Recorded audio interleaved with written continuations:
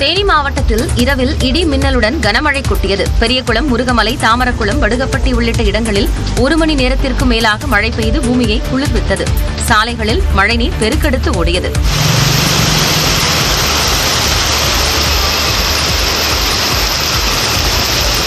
பழனி மற்றும் சுற்றுவட்டார பகுதிகளில் இரவில் 2 மணி நேரம் கனமழை பெய்தது.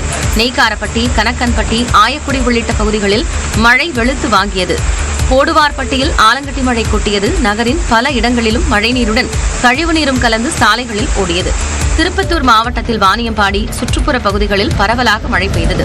நியூ டவுன், புதூர், பெருமாள்பேட்டை, பெரியப்பேட்டை, செட்டிப்பனூர், காதர்பேட்டை உள்ளிட்ட பல்வேறு பகுதிகளில் மழை பெய்தது. இதனால் வெப்பம் தணிந்து மக்கள் மகிழ்ச்சியடைந்தனர்.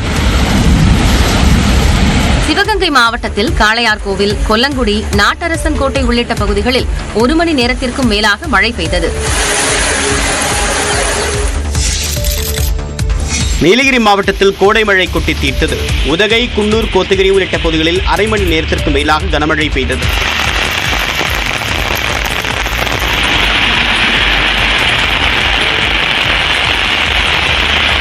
சிவகங்கை மாவட்டம் காளையார்கோவில் சுற்று வட்டாரத்தில் 1 மணி நேரத்திற்கு மேலாக மழை வெளுத்து வாங்கியது.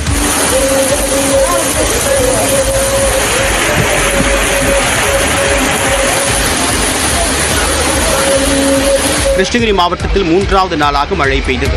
ஓசூரில் கொட்டி தீர்த்த மழையின் காரணமாக மக்கள் மகிழ்ச்சி அடைந்தனர்.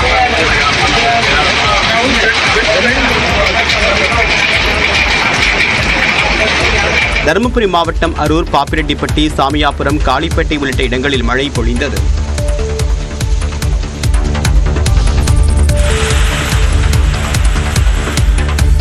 தமிழ்நாட்டில் 1 வார காலத்திற்கு மிதமான மழை பெய்யும் என்று வானிலை ஆய்வு மையம் தெரிவித்துள்ளது. தென்னிந்திய பகுதிகளின் மேல் வளிமண்டல கீழடுக்கு பகுதிகளில் கிழக்கு மற்றும் மேற்கு திசை காற்று சந்திக்கக்கூடிய பகுதி நிலவுவதாக தெரிவித்திருக்கூடிய வானிலை மையம் தமிழ்நாட்டின் ஒரு சில இடங்களிலும் புதுவை மற்றும் காரைக்கால் பகுதிகளிலும் 24ஆம் தேதி வரை லேசானது முதல் மிதமான மழை பெய்ய வாய்ப்பு இருப்பதாக தெரிவித்துள்ளது. தமிழ்நாட்டின் ஒரு சில பகுதிகளில் 22ஆம் தேதி வரை அதிகபட்ச வெப்பநிலை இயல்பை விட 2 முதல் 3 டிகிரி செல்சியஸ் வரை அதிகரிக்கக்கூடும் என்றும் தெரிவிக்கப்பட்டுள்ளது. சென்னையை பொறுத்தவரை வானம் ஓரளவு மேகமூட்டத்துடன் காணப்படும் என்றும் அதிகபட்ச வெப்பநிலை 37 டிகிரி செல்சியஸ் வரை இருக்கக்கூடும் என்றும் தெரிவிக்கப்பட்டுள்ளது. தமிழக கடலோர பகுதிகள், மன்னார் வளைகுடா மற்றும் அதனை ஒட்டிய குமரிக்கடல் பகுதிகளில் 22ஆம் தேதி 35 முதல் 55 கிலோமீட்டர் வேகத்தில் சூறைக்காற்று வீசக்கூடும் என்பதால் அன்றைய தினம் மீனவர்கள் இந்த பகுதிகளுக்கு செல்ல வேண்டாம் என்றும் அறிவுறுத்தப்பட்டுள்ளது. தமிழ்நாடு எப்போதும் டெல்லிக்கு அவுட் ஆஃப் கண்ட்ரோல் தான் என முதலமைச்சர் மு.க. ஸ்டாலின் சூளுரைத்துள்ளார். தமிழ்நாட்டின் உரிமையை கேட்பது அழுகையல்ல என்று பிரதமர் நரேந்திர மோடிக்கு முதலமைச்சர் மு.க. ஸ்டாலின் பதிலளித்துள்ளார். திருவள்ளூர் மாவட்டம் ஆண்டார்குப்பத்தில் அரசு நலத்திட்ட உதவிகள் வழங்கும் விழா நடைபெற்றது.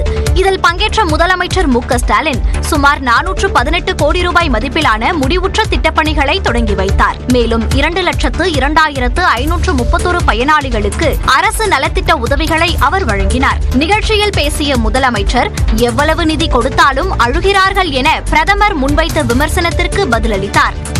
ஆளுநர்கள் மூலமாக தனி ராஜாங்கம் பண்றாங்க. யாரு? மோடி பேசுறாரு. இப்போ குஜராத் முதலமைச்சர் எதிர்கட்சி ஆளும் மாநிலங்களுக்கு ஒன்றிய அரசு நிதி வழங்குறதுல பாரபட்சம் காட்டுதுன்னு புகார் சொன்னாரு. யாரு? மோடி அவர்கள்.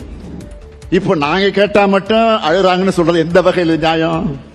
நான் கேட்பது அழுகை அல்ல, அது தமிழ்நாட்டினுடைய உரிமை.